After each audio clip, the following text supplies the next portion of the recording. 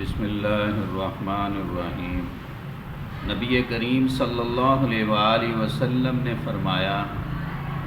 کہ تم میں سے بہترین شخص وہ ہے جو قرآن کو سیکھے اور سکھائے۔ میرے محترم دوستوں، بھائیوں، بزرگوں، بڑوں نے اس کو ایک مثال سے سمجھایا ہے کہ اگر ایک استاد کے چند طالب علم ہوں اور وہ کمپیوٹر کی تعلیم حاصل کر رہے ہوں اور استاد اپنے بچوں سے پوچھے، ہاں بھائی بیٹا بتاؤ تمہیں کتنا کمپیوٹر آتا ہے، تو ایک بچہ اپنے استاد محترم سے کہتا ہے کہ حضرت یہ جو کمپیوٹر کی کتاب ہے میں صرف اس کو پڑھنا جانتا ہوں، لیکن اس میں کیا لکھا ہے معنی مطالب مجھے نہیں پتہ۔ دوسرا طالب علم کہتا ہے کہ حضرت یہ جو تحریر لکھی ہے کمپیوٹر کی کتاب میں اس کو پڑھنا بھی جانتا ہوں اور مجھے زبانی بھی یاد ہے، لیکن معنی مطالب نہیں پتہ۔ تیسرا طالب علم کہتا ہے کہ حضرت یہ کمپیوٹر کی جو تحریر کتاب میں لکھی ہے اس کو پڑھنا بھی جانتا ہوں، زبانی بھی یاد ہے، اس کے معنی مطالب بھی یاد ہیں۔ اور چوتھا طالب علم کہتا ہے کہ حضرت میں اس کے پڑھنا بھی جانتا ہوں، زبانی بھی یاد ہے، اس کے معنی مطالب بھی یاد ہیں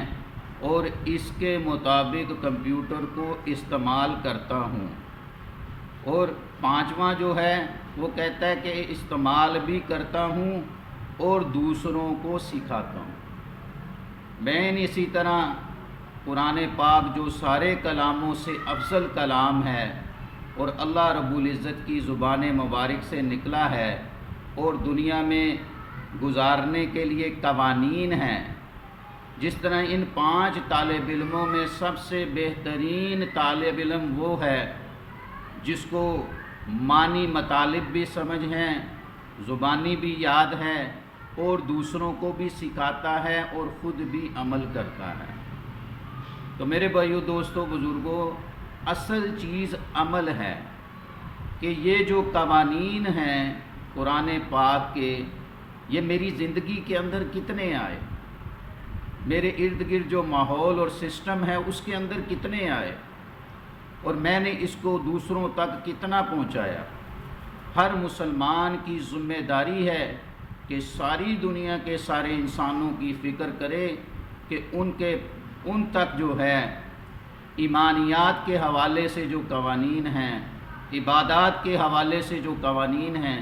معاملات کے حوالے سے جو قوانین ہیں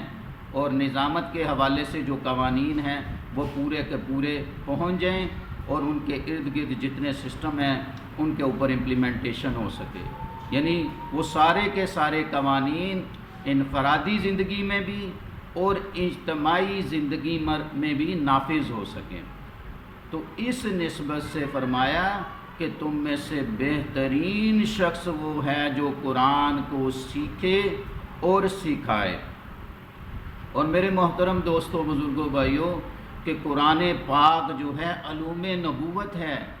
اللہ کی زبان سے نکلے ہوئے الفاظ ہیں اور وہ قوانین ہیں جو انسانوں کی زندگیوں میں سکون اور اطمینان لاتے ہیں۔ ان کو سیکھنا اور سکھانا اور اس سے بھی افضل ترین چیز جو ہے ان کو عمل میں لانا بہت ضروری ہے۔ اللہ رب العزت ہمیں جو ہے اس پر عمل کرنے کی توفیق عطا فرمائے، اپنی زندگی میں نافذ کرنے کی توفیق عطا فرمائے اور دوسروں تک پہنچانے کی توفیق عطا فرمائے، آمین۔